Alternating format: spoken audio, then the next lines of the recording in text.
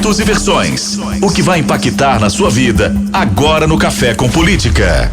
No Café com Política de hoje, a gente conversa com o líder sindical e pré-candidato a prefeito em Belo Horizonte pelo PSTU, professor Anderson Rocha. Bom dia, professor. Um prazer falar com o senhor aqui. Bom dia, Thalita Marinho, aos ouvintes da Rádio Super. É uma satisfação estar aqui, né? Já agradeço de antemão o convite.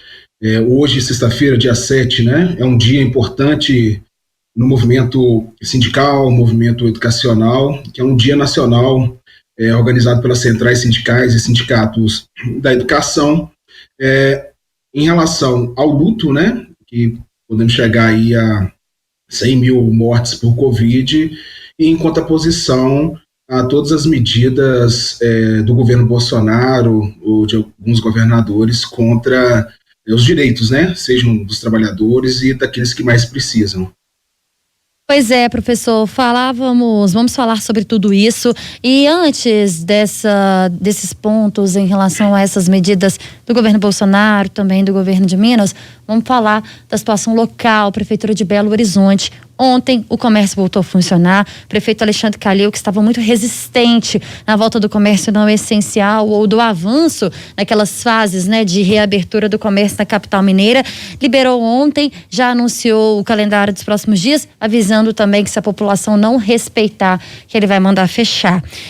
As nossas fotos nas nossas capas dos nossos jornais de hoje, também nas nossas redes sociais, e todos os relatos que nós trouxemos aqui à Rádio Super mostram que, de fato, a população foi às ruas e ontem lotou o centro, principalmente o centro da capital mineira. Quero saber como é que o senhor acompanha essas decisões do prefeito Alexandre Calil, que não aderiu ao Minas Consciente, programa criado pelo governo do estado, e como que o senhor avaliou também essa volta do comércio nas vésperas do Dia dos Pais.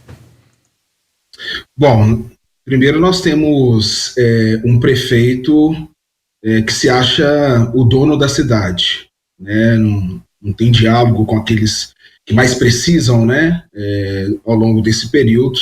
É importante que os ouvintes, né, possam compreender que nós estamos dentro de um sistema capitalista, né? E dentro desse sistema capitalista, né, tanto a crise econômica quanto a própria pandemia não são frutos aí do acaso, né? O capitalismo, ele mata, né? A Covid vem demonstrando que todos são atingidos, mas existe aí uma classe social que sofre as consequências gravíssimas, contam com um sistema de saúde com muitas limitações, e aí são moradores das periferias, das vilas, favelas, das ocupações, que em sua maioria é composta aí pela população negra. E o capitalismo já está bem nítido, ele vem trazendo o quê? Desemprego, fome, né, através das suas crises, e é um sistema que não mede esforços para ajudar o poder econômico, né? Eu digo isso até para dialogar com os pequenos comerciantes, né, os donos de pequenos negócios, que nós estamos aqui no Brasil, né, com medidas que eram para ter sido implementadas desde o mês de março, né, para que pudesse aí ter um alívio na situação financeira desses donos de pequenos negócios. Nós não tivemos no Brasil um isolamento de fato, né? O setor produtivo, ele funcionou, e o governo Bolsonaro, né, junto com o Congresso Nacional, faltou também por parte do governador Romeu Zema, né, pensar em políticas que de fato chegassem a dar um socorro, né, aos pequenos comerciantes. E o que nós vimos foi o Congresso Nacional, o governo Bolsonaro socorrendo primeiro os bancos, foram mais de R$1 trilhão dados, né, do dinheiro público para socorrer os bancos, e medidas para ajudar os grandes empresários, né? E hoje nós chegamos a mais de 4 meses, e com o governo Bolsonaro questionando o próprio isolamento social, incentivando as pessoas a quebrarem o isolamento social, nós chegamos numa situação em que não teve uma quarentena de fato em nosso país, e não tampouco houve prioridade na ajuda aos comerciantes. E agora não houve outra saída, até compreendemos, por parte dos comerciantes de fazerem a sua pressão. Só que eles foram ganhos para um setor que é liderado aí pelos grandes empresários, principalmente aqui da cidade, fazendo carreatas da morte, mas sem tocar na raiz do problema, que era necessário tanto o governo federal quanto o governo do estado, e aqui em Belo Horizonte, dentro dos limites, prestar um socorro a esses que nesse momento nós estamos visualizando aí que muitos vão fechar as suas portas. O governo federal criou o plano, o auxílio emergencial, inclusive está sendo discutida a prorrogação. Quando o senhor fala em prestar um socorro, além do auxílio emergencial, que o valor é discutido, né, por autoridades, por representantes de entidades, como valor muito baixo, além disso, o que deveria ter sido feito, na sua opinião? Primeiro, medidas que socorressem os comerciantes, né, os donos de pequenos negócios.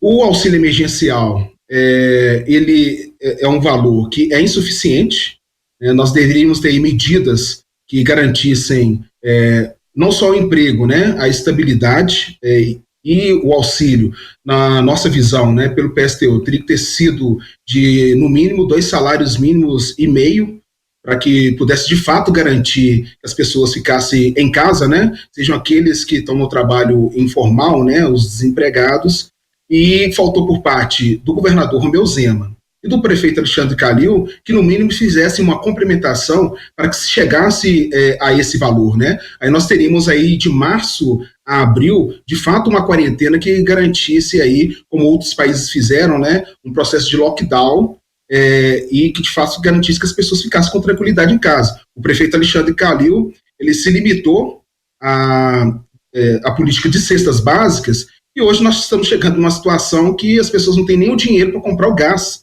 Então acaba que esses kits trazem uma limitação para as pessoas que mais precisam, né? Então nós iniciamos com um programa logo no início do mês de março para que de fato ocorresse, né? E um programa que socorresse, não, como a gente percebeu ao longo desse tempo aí, os banqueiros, né, e os grandes empresários do país e principalmente aqui da cidade.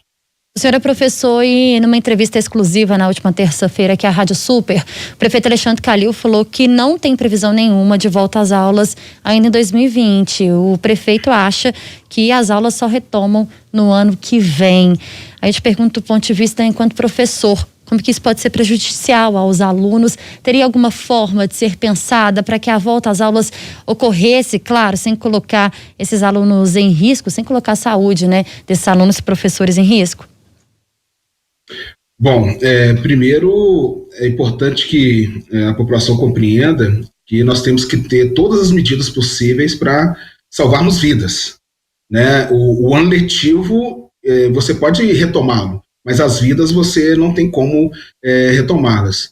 O prefeito Alexandre Calil, eu compreendo que a fala dele, né, é uma fala que a priori joga para o próximo ano, mas eu compreendo que as próprias escolas, né, da rede privada já fazem a sua pressão, então não duvido muito do prefeito recuar e apresentar um plano aí de protocolo de retorno às aulas presenciais. E no nosso caso, a gente compreende que isso aí é inviável em plena pandemia, né? Então, nossa compreensão a prefeitura tinha que ter garantido medidas, né?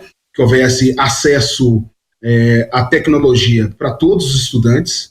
Isso até hoje não foi feito, né? Jogou a responsabilidade para as escolas tentarem, dentro das suas limitações, aproximarem junto às famílias, né, e aos estudantes, e nós compreendemos que foi um equívoco gravíssimo jogar a responsabilidade para as escolas, sendo que a prefeitura que deveria assumir esse compromisso de garantir as melhores condições para as famílias, né, e principalmente as condições de redes de proteção em pleno momento de pandemia. Antes da gente ir para o nosso bate-pronto aqui, professor, o senhor, em uma entrevista recente ao jornal O Tempo, falou que que Belo Horizonte precisa de uma organização de sociedade que não seja baseada no capitalismo. Ainda mantém essa posição, essa opinião? Não, sim. E mais do que nunca, a gente vem percebendo, nós tivemos aqui no Brasil, em plena pandemia, 42 bilionários, né, conseguiram aí aumentar suas fortunas em mais de 34 bilhões de dólares, né? Nós compreendemos que o isolamento não aconteceu. Até vou abrir um parênteses aqui para dar um exemplo de que de fato não houve a garantia do isolamento.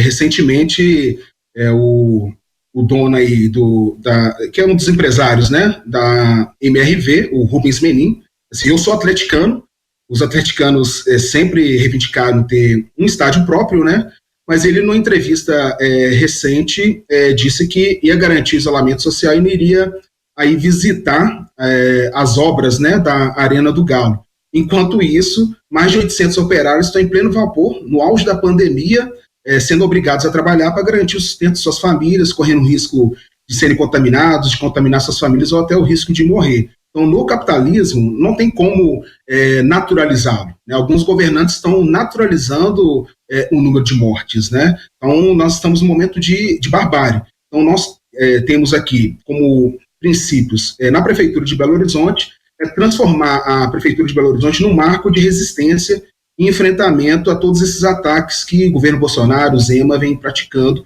com as suas políticas genocidas.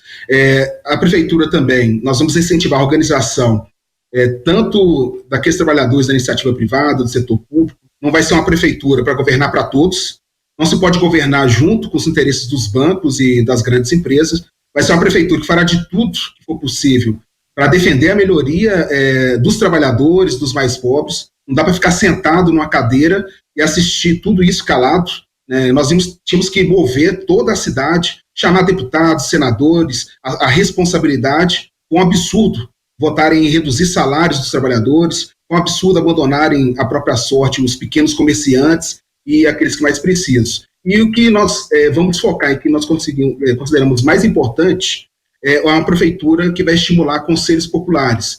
Nós vamos pegar um pouco do exemplo do que foi um início, né, de uma gestão que nós tivemos no início dos anos 80 na prefeitura de Timóteo, aqui em Minas Gerais, para que esse seja um espaço que, de fato, a população mais pobre, né, o movimento sindical, estudantil, as lideranças comunitárias, culturais, possam decidir ações a serem desempenhadas pela prefeitura, ou seja, descentralizar um orçamento que mais de 11 bilhões de reais. As pessoas precisam compreender que a prefeitura ela vive uma situação diferente. Nos últimos 4 meses, pegando de janeiro, fevereiro, março e abril, a prefeitura teve um crescimento na sua arrecadação de mais de 12%, e isso não ficou a serviço de ajudar aqueles que mais precisavam.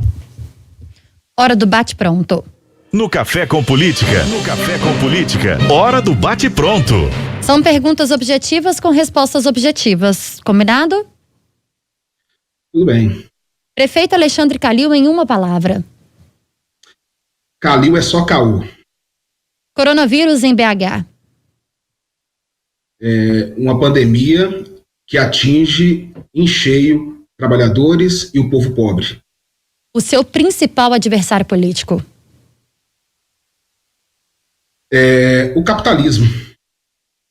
Uma prioridade para Belo Horizonte. Um governo que tenha ações voltadas para trabalhadores e o povo pobre exclusivamente. 2020, o maior desafio de se fazer uma campanha. Divulgar as ideias, mas como estamos nos movimentos do dia a dia das ruas, é um desafio importante a ser enfrentado. Governador Romeu Zema. Fora Romeu Zema. Muito bem, conversamos com o líder sindical e pré-candidato a prefeito em Belo Horizonte pelo PSTU, professor Anderson Rocha. Bom dia para o senhor, professor. Obrigada por conversar com a gente aqui na Rádio Super.